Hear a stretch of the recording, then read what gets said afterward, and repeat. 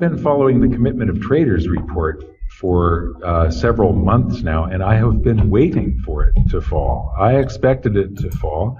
I have what's called an insiders program for clients that purchase a certain amount of precious metals, and I've been updating them pretty much on a weekly basis. As far as the Commitment of Traders, there's the large commercials. This includes hedgers and the big bullion banks, and then there's the speculative, the specs they're called, and then small traders, and they're taking two sides of the same bet basically. But the commercials are almost always net short.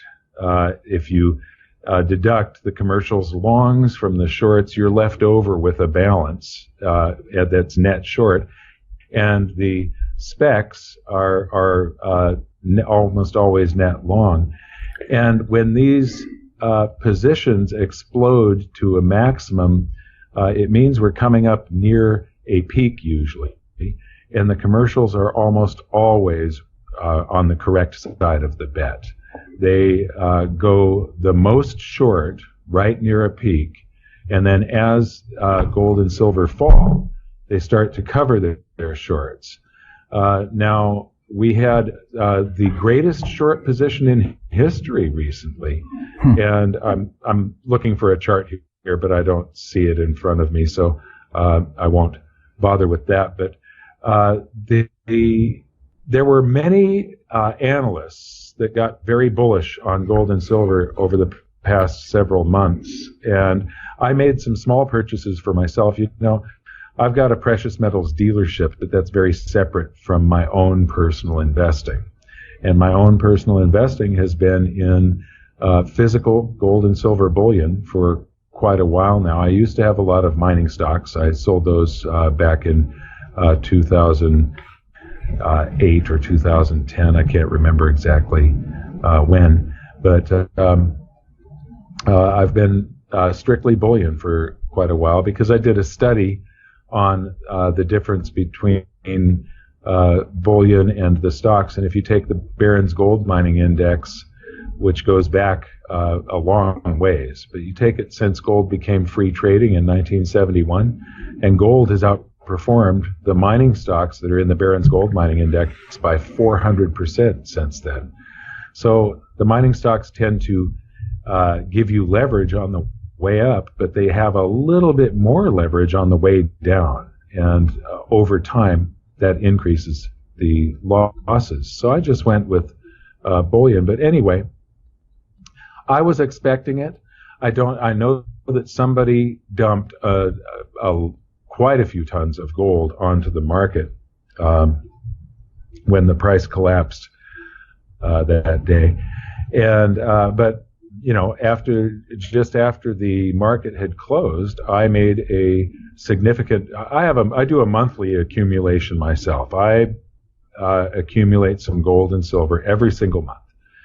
That's called dollar cost averaging, and it's one of the best ways to, you know, when the price drops, you get more for your currency, and I like it when the price drops. A lot of people hate this. They point at it and they say, oh, this is a manipulation and stuff. Well, yes, gold and silver are manipulated, and that's the only reason that you get the opportunity to buy gold and silver cheap, much, much cheaper than what market prices would normally dictate.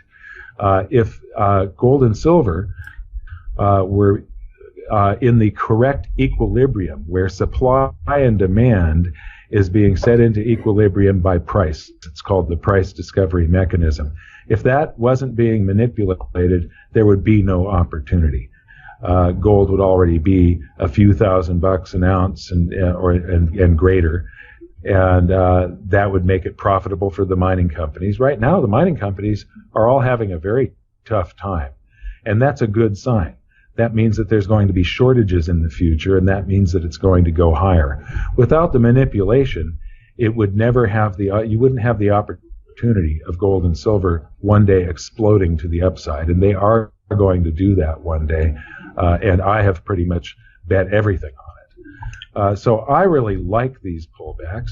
I hope it goes lower. And guess what? The commitment of traders reports, they didn't cover that much of their short position last week. So that means that there is a lot more room for it to go lower than it is right now. So when I made my purchase on the day that gold and silver took the first big drop, I only spent, I had a certain amount of cash in reserve, and I only spent about half of it. And I'm withholding some more for another buying opportunity. I still will be doing my monthly accumulation on top of that. But every once in a while, I make a much larger than normal purchase.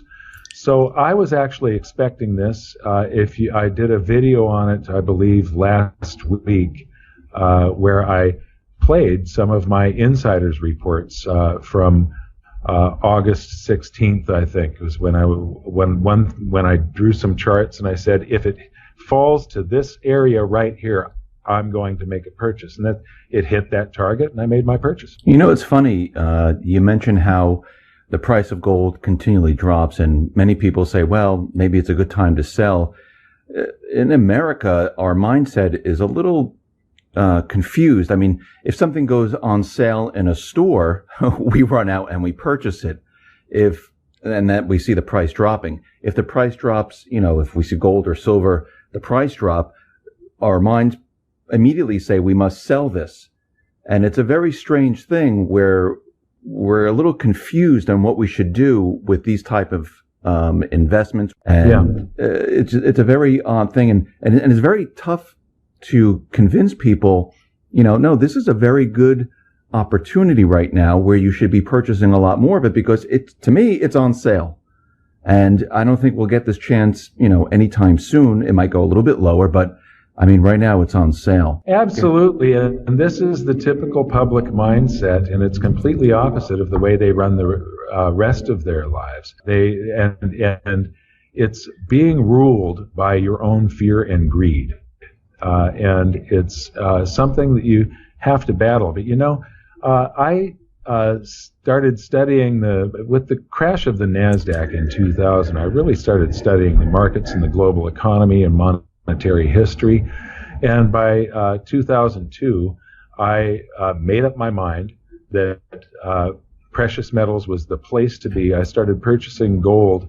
I've got a tube of gold eagles that only cost me $325 each. Wow. October of 2002. By April of 2003, I had discovered silver, and I started buying a whole bunch of mining stocks, and I caught the very last up leg where the mining stocks actually outperformed. If you create a chart that is the HUI index or the XAU index, the Philadelphia Gold Mining Index or Gold Bugs Index, and the unhedged gold and silver mining index, you divide those charts by the price of gold, you can find out how many ounces of gold it's worth. And if the chart is going up, that means the mining stocks are outperforming the physical metals. If they're falling, the physical metals are outperforming the mining stocks. And it was falling from 2006 until just last December, and then turned around, and the mining stocks have been outperforming the metals since last December. It was a very good buying opportunity. I'm not really sure if gold and silver continued down for, I've been expecting a deflationary recession, and so it is possible that we could see lower prices. And the fact that the commitment of traders, the commercials have not completely covered their shorts. They only covered about 15 or 20% of their short position. That says to me that things should go a little bit lower than this. But to me, I just consider it a buying opportunity. It's on sale. This is something to look forward to, not to fear. And another thing is, in my insiders report, I said, this is similar, the precious metals market and the economy, this is similar to a bow and arrow or a slingshot. And the further you pull back on that bow before releasing the arrow, the higher and further that arrow is going to fly, and the faster it's going to go. And if you want gold to hit, if you're an investor in precious metals and you want gold and silver to hit spectacular highs, then you want this. We're in a cyclical bear market inside of a giant secular bull market.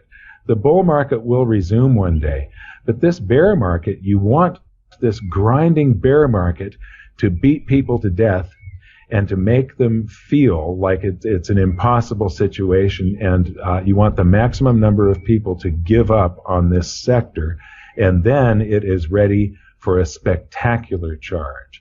If this market had just kept on marching ahead like it had from the year 2001 to 2011, too many get-rich-quick people, and the dumb money jumps on board. And it wouldn't go nearly as high. The bull market probably would be over by now if it had just kept on marching along for the next 5 years, and we were up at $2,200. But I'm expecting prices well north of $5,000 an ounce. It's all because gold and silver are the only investment out there that has a central bank guarantee. The central banks they have absolutely guaranteed all of us, purely by the design of a debt-based fiat currency monetary system, that they will always print more and more and more currency. They will never stop. The currency supplies always have to expand infinitely into the future. Gold and silver are finite, and they are the other thing that is considered money. They are the other safe haven investment.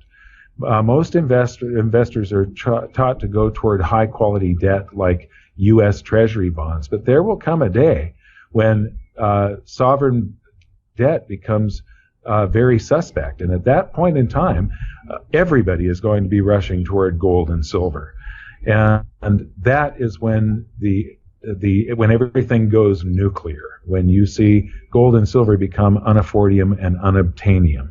Let's move on to the economy. The Fed, the U.S. government, the corporate media, they are continually telling the American public that the economy is recovered. I mean, they just put out the job numbers. They're telling us that everything is fine. They inched up a little bit, but they still tell us that everything is fine. And when you look at the real economic indicators, and when I say the real economic indicators, I'm not talking about manipulated unemployment or manipulated GDP. When we look at like retail and we look at housing, we look at, everything, corporate defaults and manufacturing, we see all that declining. From your viewpoint, is this an economy that is robust and improving, or do you see the opposite happening? One of the things that I love to do is to sort of haunt the Federal Reserve's website. The St. Louis Fed has something called the St. Louis FRED, F-R-E-D, which is their research and educational site. And you can generate thousands and thousands you can generate charts from thousands of different data sets. And they collect information on everything. And you get, they also import the information from the Bureau of Labor Statistics and the Census Bureau and every other department of the government that generates statistics. And so it's all there in one place. And you can take these charts and you can put them in different formats where it's year-over-year percent change or whatever. You can pick different time periods. And one of the things that I've been showing in several of the last few months, I've been showing a lot of videos showing that, first of all, this is the weakest recession on record. It took zero interest rates and the creation of $3.2 trillion worth of base currency, and they bought the weakest recovery on record. And when you look at how things are starting to go negative on many of these indicators, you mentioned many of them, but you can also include things like the year-over-year change in government income, the number of rail miles. This is a very good measurement of the health of the economy. How much stuff is being shipped all over the country? So the number of rail miles is a very important indicator, and it's been falling. And a whole bunch of these data sets are showing that we entered a recession either last quarter or when they declare a recession, it's a trailing indicator. You have to have 2 consecutive quarters of bad economic news for them to declare that we're in a recession, which means the recession started more than 6 months ago. And so if you go to the Fed's website, you can get a glimpse into the future. And I believe that we're already in a recession. If we aren't, it's probably going to start in the next quarter. But I think we've already started a recession. And I think that, right after the elections, things are going to start getting worse, and that we're going to see a crash. And I don't think the Fed is going to be raising interest rates. I think they're going to be dropping interest rates again to 0. And if they have to go negative, they will. And there will be more QE. That's what will happen when the next recession hits. And here's something that most people don't know, is that since the beginning of the United States, there has been a recession roughly every 4.5 years. We are now, this recession is from 2009. And so we're 7 years into this economic expansion. It's the 3rd longest economic expansion in history. And it's pretty soon it will become the 2nd longest economic expansion in history, which means that the odds of going into a recession this year, or at least by next year, the odds of going into a recession before the end of 2017 are probably greater than 90% at this point. I haven't calculated them, but based on history, it's almost impossible that we will still be seeing economic growth in 2018.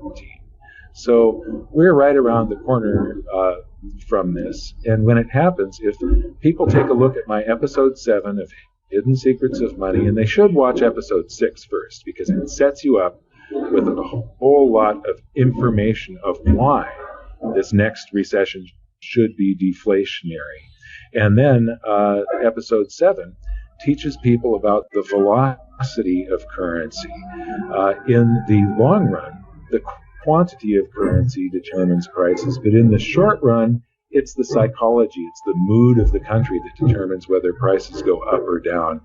And the mood of the country is what determines whether or not you go out to dinner and take your friends out and spend and have a good time and borrow currency and buy a house and buy a new car and a new flat screen TV. And every time you make transactions, the velocity of currency is how many times a single unit of currency, like a dollar, changes hands over a period of time, like a year.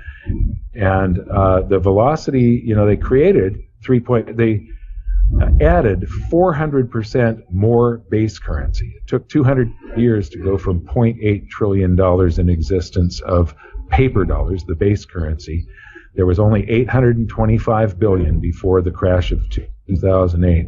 And now there's 4 trillion. So they created another 3.2 trillion, 400% more, and put it on top of what we already had. That means they created 800 years worth of currency in just the past 6 years. And that's going to come back to haunt them.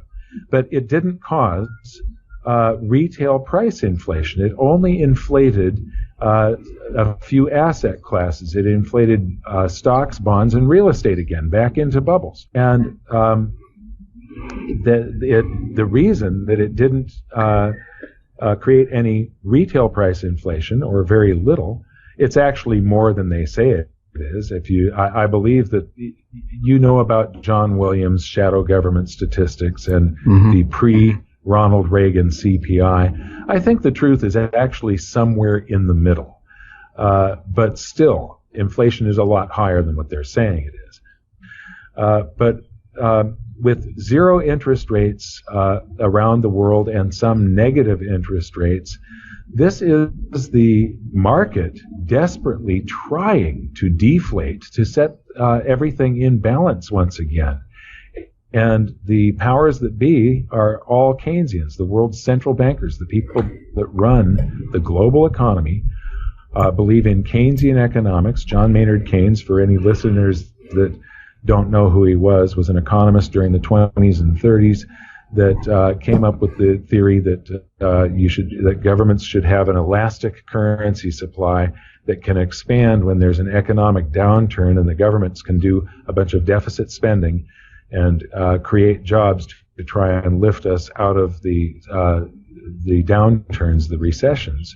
But then they're supposed to contract it again after the recession is over, and they've never done that.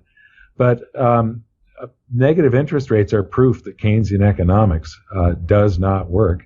But I believe this next recession will be deflationary, because what we've seen so far is they created $3.2 trillion, but the velocity of currency fell to almost exactly neutralize the inflationary effect of that $3.2 trillion. So they added 400% to base currency, and it did nothing, because most of it is sitting on the bank's balance sheets and it doesn't circulate. It's parked.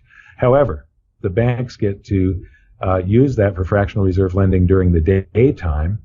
And if you look at I've been generating a chart on the Fed's website for a few years now, showing I update it periodically, showing the Wilshire 5000 total market cap index. So this is the market capitalization of the 5,000 largest public companies in the United States. And that means that it's basically the value of the stock market. The 5,000 largest companies probably represent 98% of the value of the stock market. And when you overlay that with the creation of base currency, there was no correlation before 2008. But after the crash of 2008, the correlation is almost exact. This recovery was bought and paid for by driving up real estate and driving up the stock market, where this excess $3.2 trillion was given to the big banks that have been using this to gamble in the stock market. And the proof is that the rise of the stock market almost exactly tracks base money. The correlation is really scary. So, but I do think that this next crash, and we're due for another one. We had the crash of the NASDAQ. It was stocks in the year 2000. Greenspan lowered the rates to 1%, held them there too long to reflate the stock markets. And when you manipulate the free market, you can never predict what's going to come squirting out. There's always some unintended consequences that come squirting out, and he couldn't even see that he was creating a real estate bubble that like the world had never seen before. And so the next crash in 2008 was stocks and real estate. Well, now we're at the end stages of a 35-year-old bond bull market, and bonds have been pushed into a bubble. So the next crash that's coming up is stocks, real estate, and bonds, because real estate is also back into a bubble. This one's going to be worse than the previous crashes. You're saying that this crash coming up is going to be a lot worse than what we saw in 2008. Yes, and the popping of a bond bubble is very deflationary. The bond bubble did not pop. The bond bubble just marched ahead forward during the last crash. So yes, this is going to be much more devastating and most likely deflationary. However, all the world's central banks, they're Keynesians, and they've already shown their cards. Their answer is to print and take interest rates down. Well, they can't take interest rates down too much below zero without going to a cashless society and outlawing paper currency, because people will start, if it's costing you 1%, 2%, 3%, 4% interest to keep your currency in the bank, you're just going to buy a safe and keep it at home instead. And so as they go into this deflationary collapse. The only bullet that they've got is to print and print and print until deflation starts to give way. The problem is, if the public is scared, and this time, episode 7 of Hidden Secrets of Money shows that, the crash of the NASDAQ, the baby boomers still had 20 years to recover if they lost something. The crash of the global crisis of 2008, in which they saw their IRAs went down after the crash of the NASDAQ. They recovered back to where they were in 2007, but then with the crash of 2008, their IRAs went down even further than they had gone in the crash of the NASDAQ. And now they've recovered. If you inflation adjust it, the stock markets are still 10% down from the year 2000, and that's using the CPI, which I like to call the CP lie. So the markets are really down even more than 10% when you're comparing them to how much goods and services you can actually buy. And this next crash is going to be even more devastating, but the baby boomers do not have any time left to recover. So they are not going to go out and borrow and spend after this next crash. When they see their retirement accounts shrink again, they are just going to get very scared, and they're just going to save. They're going to pay down debt and save because they've been punished 3 times in a row for investing. So those baby boomers who are dependent on their pensions, on retirement, what happens to them? Will they lose their retirements? Yes, they're going to have to work into their 70s and 80s. And they're going to have to try to, the average IRA or 401k has $10,000 or less in it. That's a month's worth of living. That can't get anybody by for retirement. So the baby boomers, this is something that has, since we have had central banking and Keynesians have been running the show. If you look at interest rates for the history of the United States, once we had the Federal Reserve, we had ultra low interest rates during the Great Depression. We had interest rates that had never been seen in history during these 70s and the early 80s, where you went into the high teens. That's the type of thing that normally is accompanied with the beginnings of a hyperinflation. You don't have, Fed funds rate hitting 19%. And after that, we had a 30-year period, and a lot of it under Alan Greenspan, where we were in a disinflationary era. Every year there was less inflation. Every year interest rates came down, and this encouraged borrowing and spending because you could take you could do a refi on your home, refinance it, take cash out, remodel your kitchen, put on an addition, put in a swimming pool, buy an SUV, or take a vacation with this cash out refinance. And then 5 years later, interest rates were so much lower and the value of your home went up that you could then do it again and actually lower your payments each time because interest rates had fallen. And so this trained an entire generation of baby boomers to borrow and spend. And a lot of it was Alan Greenspan holding interest rates just slightly below what a free market would dictate. And that has created an entire generation of reckless borrowers and spenders.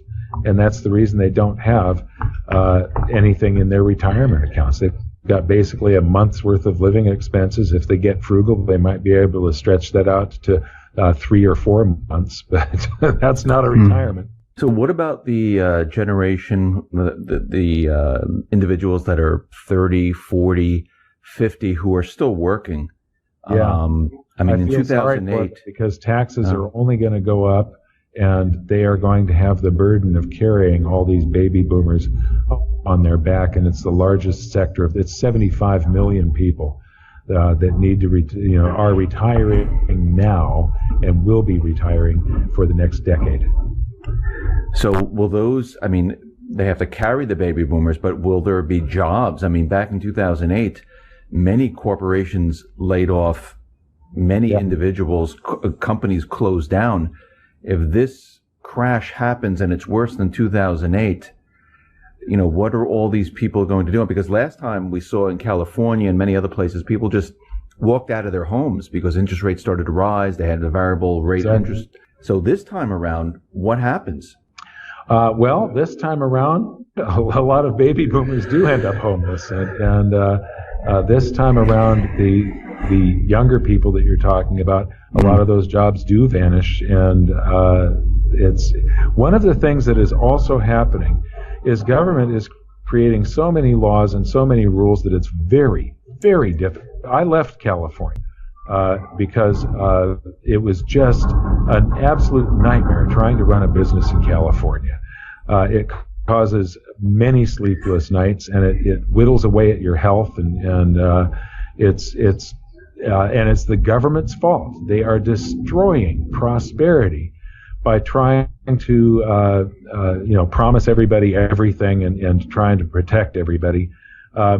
Right now, if any business in California is guilty until proven innocent when it comes to employee claims, when it comes to the government with OSHA or the labor board or taxation. And so you can't just ignore something or blow it off. They'll just shut you down and take your business away. It's become very, very difficult, and that means that there's going to be even less jobs. The more they, in the state of Washington, they raised the minimum wage up to $15 an hour, and what happens is somebody invents a hamburger flipping machine, and a guy dropping French fries into some hot grease and pushing a broom at McDonald's. Those jobs exist so that somebody can get an entry-level job and learn how to show up on time and how to work with other employees and your employer and get some experience. They're not meant to give you a living wage. You're supposed to be living in an apartment sharing an apartment with 3 other people, to get by, and you work your way out of that. Those jobs are for the high school dropouts. And what happens when you see people say, oh, well, that's not fair, we have to mandate a minimum wage, immediately you see youth unemployment go up, and you see a minority unemployment skyrocket. So it's minimum wage is a very discriminatory, mean practice. The market sets things into perfect equilibrium. You will have maximum employment if you allow the free market to do it. But the government doesn't allow a free market. We have a manipulate. There is no such thing right now as a free market. There is no such thing as capitalism, capitalism is getting blamed for all of these problems that are created by cronyism. Big business that is allowed to lobby government and get special rules put in place for them that don't apply to anybody else. And so, we're going through a cycle right now where you asked about the younger generations. It's going to be tough. Unemployment will be high. It'll be hard to get those jobs. Many people wonder, everyone talks about the crash and the collapse or the crisis, whatever word you want to use. How long will this last? I mean, when people say, okay, the whole system's coming down, it might come down this fall, maybe in the spring of 2017 or whenever it does, how long can people expect things to be bad? Well, if the world's central bankers were not Keynesians, I would be agreeing with Harry Dent. My guest in episode number 6 of Hidden Secrets of Money is Harry Dent. Mm-hmm. And we discuss many of the reasons that this next crash is definitely going to be deflationary. And I have been saying this since I wrote my book, which was written from 2005 to 2007. It was just updated recently for 2015. But everything I wrote in there has been coming true. I said that, we would have the threat of deflation, to which Ben Bernanke would overreact and do a big helicopter drop of currency, which would cause a big inflation. It didn't cause an inflation of retail prices. It caused a huge inflation of asset prices, because we're back into bubbles in stocks and real estate and bonds now. Then we would go, the next crisis would be real deflation that hits us, contraction of the currency supply. And then the world's central bankers would overreact. I do not think that the deflation that is coming will last that long. What will happen is they will print and print and print, and velocity will continue to drop as all of the people that, they'll try anything to get cash into the hands of the public so that they'll go out and spend. But the scared baby boomers, a quarter of the U.S. population, and the largest sector of the workforce, is going to, because their anxiety levels are very high, they're going to save every extra dollar. And when you save dollars, they don't circulate. When they're sitting in a savings account, they're parked. That means velocity falls. And that will continue until they get enough saved to where they feel like they've got enough for a retirement, and they can actually go out and buy the latest cell phone or replace their aging car or get a new flat screen TV. This will also be accompanied by a whole lot of people trying to downsize. Their kids are now gone. They're off to college, or they've got their own families, and they don't need a 4 or 5 bedroom house anymore. They, have this dream of getting a condo on the golf course.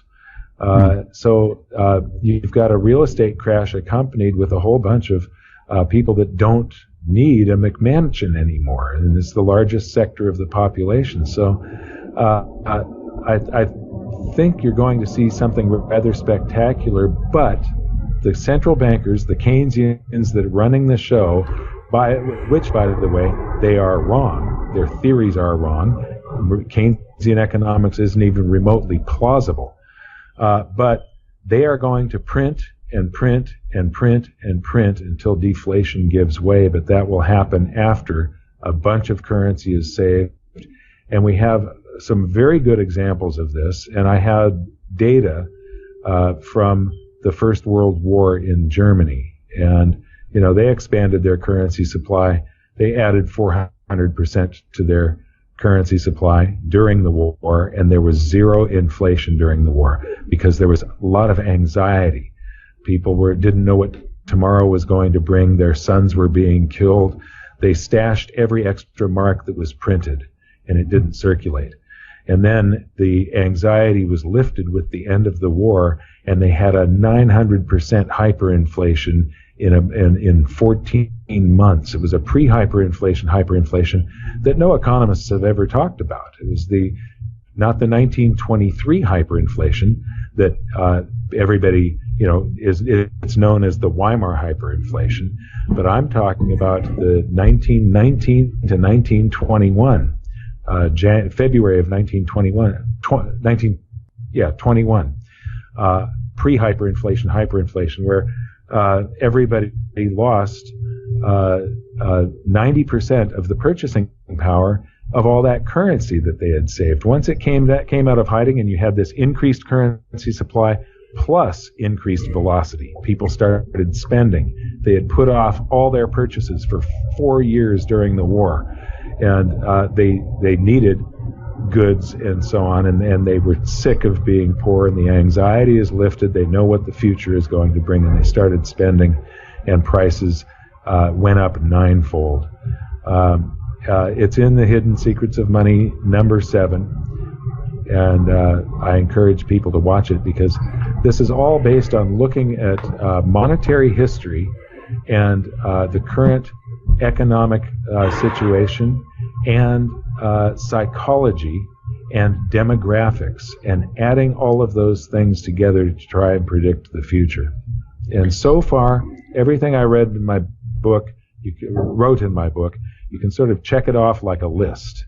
These things did happen, and what I predicted that did not happen, I believe has not happened yet.